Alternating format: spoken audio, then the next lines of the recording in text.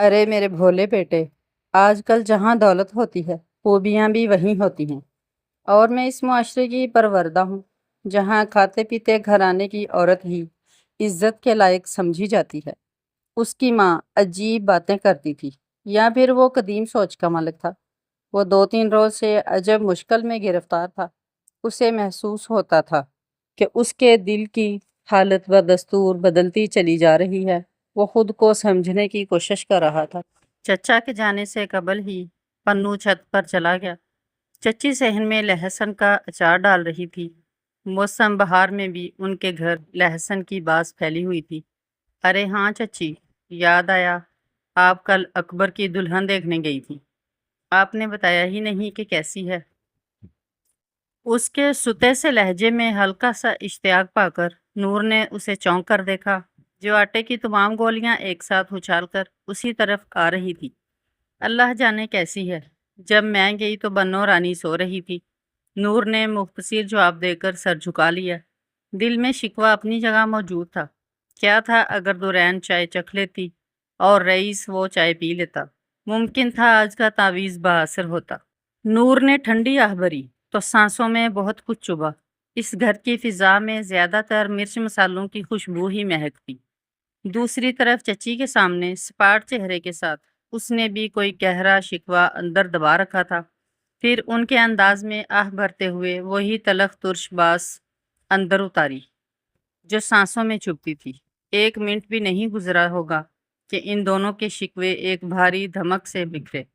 پنو جیسے کسی سے مقابلے بازی میں سیڑھیاں اتر رہا تھا۔ ارے لڑکے رکو، بات تو سنتے جاؤ۔ چچی نے کلونجی اور سونف سے لتھڑی انگلیاں کشادہ برتن میں جھاڑتے ہوئے بیٹے کو آواز دی، جو بہرے پن کا مظاہرہ کر رہا تھا۔ لو دیکھو تو ذرا، ایسے بھاگ رہا ہے جیسے گلی میں امام صاحب نے بخشش کی نماز کی نیت باندھ لی ہو۔ چچی نے بے چینی سے ہاتھ مسلے۔ پنو کو جیسے اسی پل بصارت نصیب ہوئی۔ وہ اپنی لگام کھینچ کے ٹھہرا۔ جس دن کہیں محبت کی نماز کی نیت باندھی جائے گی تو آپ کا بیٹا سب سے اگلی صف میں کھڑا ہوگا۔ اس کا لہجہ مہکا۔ وہ تر و تازگی سے مسکرایا تو گھر کی فضا میں یکلخت محبت کی خوشبو سی پھوٹی۔ توبہ توبہ! چچی نے بلند آواز میں دہائی دی۔ وہ کان بھی چھو لیتی، مگر انگلیاں کئی کٹی مرچوں سے سرخ ہو رہی تھی۔ دورین کسی خیال کے سوجھتے ہی جیسے اچھلتی ہوئی اس تک پہنچی۔ رات کو جلدی آ جانا، اس نے دروازے پر ہاتھ رکھ کے دم لیتے ہوئے کہا۔ اس نے آنکھیں سپیڑ کے ابرو چکائے۔ کیوں؟ آج رات گھر میں کون سے خزانے بانٹے جائیں گے؟ وہ تڑک کے بولا۔ تو دورین کے چہرے نے ایک ساتھ کئی رنگ بدلے۔ پھر اس نے سیکنڈ میں ہی خود کو کمپوز کیا۔ کیا وہ اسے بتاتی کہ وہ آج کی تاریخ میں اس دنیا میں آئی تھی؟ وہ ہر سال کی طرح آج اس یاد دہانی کے موڈ میں نہیں تھی۔ وہ اپنے خشک ہونٹ تر کرتے ہوئے مسکرائی۔ آج پھر چھت پر خانان کی محفل لگے گی اور کیسری کا رقص ہوگا۔ اس کا لہجہ شرارتی ہوا۔ وہ اسے ایسی باتوں سے اکثر چڑھاتی تھی اور وہ تپ جاتا تھا۔ پنو نے چوکھٹ پار کرنے سے پیشتر اسے غضب ناکی سے گھورا، جس کی محرم راز ایک رقاصہ تھی۔ یہ جو تم تعویذ بھولی چائے پیتی ہو نا، تو اس کا اثر ابا کے بجائے تم پر ہو رہا ہے۔ وہ اسے سختی سے ڈانٹتا گلی میں نکل گیا۔ وہ وہیں کھڑی رہ گئی۔ اس کے خاندان میں کوئی بھی تعویذ شدہ چائے پینے پر راضی نہیں تھا۔ ہر کوئی رشتوں کا بوجھ اتار کر اس کی ماں سمیت آزاد ہو گیا تھا۔ پنو کے گھر سے جاتے ہی محبت کی خوشبو بھی وہاں سے کوچ کر گئی تھی۔ اس ڈھلتی دوپہر میں اچار کی مہک نے پھر سے سر اٹھا لیا تھا۔ برآمدے کی درمیانی سیڑھی پر بیٹھی اس لڑکی نے پورے گھر پر نگاہ دوڑائی، جہاں 2-3 نیم کے درختوں کے علاوہ ایک خوشبودار پھولوں کا گملہ تک نہیں تھا۔ عصر کی نماز وقت نکال کے پڑھنے والوں کو کوئی فائدہ نہیں ہوتا۔ وہ چچی کی آواز پہ چونکی، جو اسے نصیحت کرنے کے ساتھ ہی نماز کی نیت باندھ چکی تھی۔ زندگی میں نقصان کے سوا کیا ہے؟ اس نے نم آنکھوں کے ساتھ سر جھٹکا۔ وہ 4 سال کی تھی جب اس کی ماں اسے چھوڑ کے چلی گئی۔ یہ اس کی زندگی کا سب سے بڑا نقصان تھا۔ ماں سے بچھڑنے کے چند سال بعد باپ بھی دنیا سے اٹھ گیا۔ یہ دوسرا نقصان تھا۔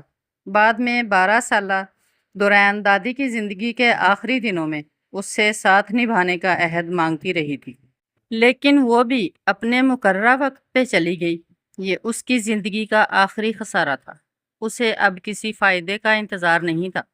وہ اسے اپنے ہر نقصان کو خوب رو چکی تھی۔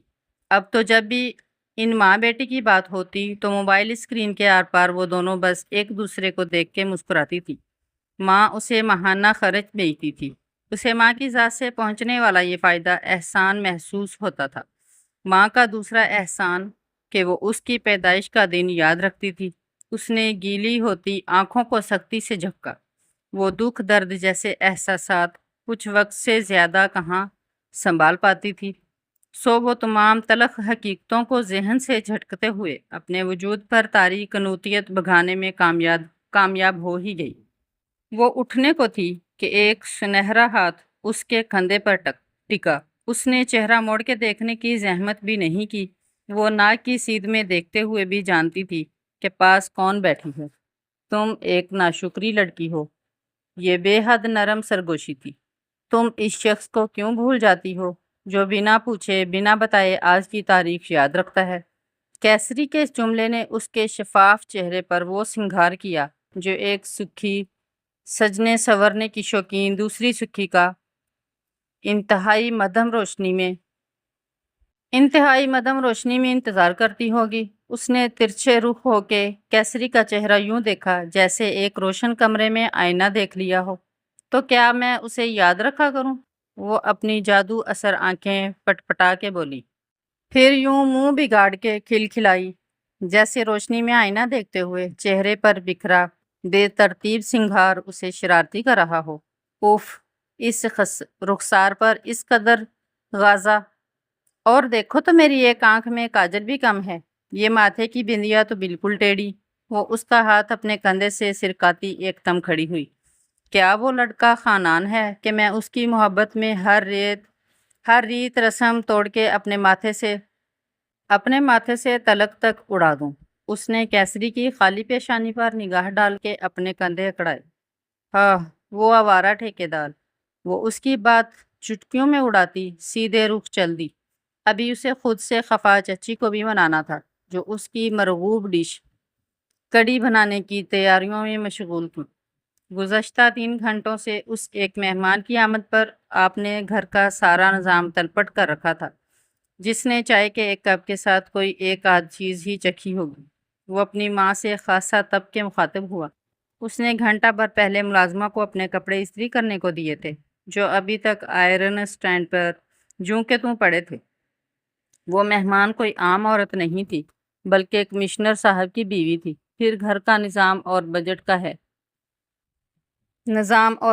کاہے کو تلپٹ نہ ہوتا۔ کڑے تیوروں کے ساتھ یہ تل ملاتا جواب اس کی ماں کے بجائے دادی کی جانب سے آیا تھا۔ بجٹ کی بات تو رہنے ہی دیں اماں، کہ اللہ نے ہمیں بہت نواز رکھا ہے۔ بہو کے مزاج و انداز نے بھی ہو بہو ساس کی نقل اتاری تھی۔ ہاں بھئی، اللہ نے تم لوگوں کو ان کے لیے نواز رکھا ہے جو لاکھوں کماتے ہیں، اور جو صرف روپے کماتے ہیں تو ان کی چائے کا ایک کپ بھی ان نوازے ہوئے لوگوں پر بھاری ہوتا ہے۔ دادی کے لبوں پر طنزیہ مسکراہٹ ابھری۔ اماں، آپ مجھ سے بحث نہ ہی کریں تو بہتر ہوگا۔ آج جس طرح آپ نے مجھے میری مہمان کے سامنے شرمندہ کرنے کی کوشش کی ہے وہ بات بھولنے کی نہیں۔ لاؤنج کے وسط میں کھڑے حسام نے ٹھٹک کے دیکھا۔ ماں کے لب و لہجے میں بدلحاظی سے زیادہ ناگواری شامل تھی۔ اے لو، یہ بھی خوب رہی۔ میں نے کہاں کوشش کی؟ یہ وقت تو صرف اللہ انسان پر لے آتا ہے کہ دیکھو، میرا کوئی بھی بندہ فالتو نہیں، ہر انسان سے کام پڑتے دیر نہیں لگتی۔ اب یہ بات الگ کہ تم پر یہ وقت بڑی جلدی آ گیا ہو۔ وہ بہو کی حالت کا لطف لیتے ہوئے چمک کے مسکرائیں۔ آخر آپ دونوں ایک دوسرے پر کس وقوعہ کا الزام دھر رہی ہیں؟ حسام نے دونوں پر باری باری نگاہ ڈالی۔ بہو کے چہرے پر غصہ حویدہ تھا اور ساس کی مسکراہٹ چین کی بانسی بجا رہی تھی۔ ان دونوں ساس بہو کی شاید ہی کسی بات پر بنتی تھی۔ اسی وجہ سے دادی سال کے 8 مہینے کراچی میں بڑے پوتے اکبر کے پاس گزارتی تھی جو وہاں جاب کرتا تھا۔ ارے میاں، کہاں کی جنگ؟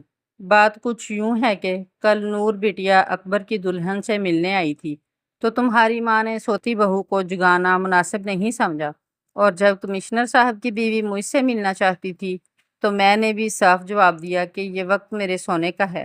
اب میری بہو میری اس حرکت پر شرمندگی کا شکار ہے، جیسے گزشتہ شام میں اس کیفیت کا شکار تھی۔ وہ یہ قصہ پوتے کے گوشت گزار کرنے کے بعد ایک بار پھر مسکرائیں تو ساس کے اس انداز پر بہو بھی جل بھن گئی تھی۔ آپ کسی بھی فیور میں پڑے بنا حقیقت سمجھنے کی کوشش کریں۔ اب رئیس کی بیوی اور کمشنر کی بیوی کا کوئی تقابل بنتا ہے بھلا؟ بہو نے اپنی تنی ہوئی گردن سے لپٹی سونے کی موٹی زنجیر کو انگشت شہادت سے چھو کے کروفر سے سر جھٹکا تو دادی کے چہرے کی مسکراہٹ اور پوتے کے چہرے کا رنگ ایک ساتھ پھیکے پڑے۔ بیٹے نے ماں کو گہرے تعصب میں گر کے دیکھا۔ تقابل تو واقعی کسی طور نہیں بنتا تھا کہ نور چچی سے ان کا گہرا اور اٹوٹ تعلق تھا۔ وہاں چند لمحوں کو ایک بھٹکی ہوئی خاموشی ٹھہر سی گئی۔ کبھی انسانیت بھی بڑی چیز ہوا کرتی تھی بہو، دادی کی دھیمی آواز اس دور کے اس زوال میں ڈوب گئی۔ اب وہ وقت نہیں رہا جب انسانوں اور خاندانوں کو عزت ہوتی تھی، اب تو نام اور عہدوں کی عزت ہوتی ہے۔ اماں، اور سچ کہوں تو آج کمشنر کی بیوی بھی میری بہو سے ملنے نہیں آئی تھی، بلکہ ایک افسر کی فیملی سے ملنے آئی تھی۔ بھئی وہ 3 جوان بیٹیوں کی ماں جو ٹھہری، وہ ہنسی اور اپنے قابل بیٹے کو ایک کھلے تفاخر کے ساتھ دیکھا، جو تکیے کا سہارا چھوڑ کے ایک دم سیدھا ہوا تھا۔ اس کی ماں کی ہنسی زو مانی تھی۔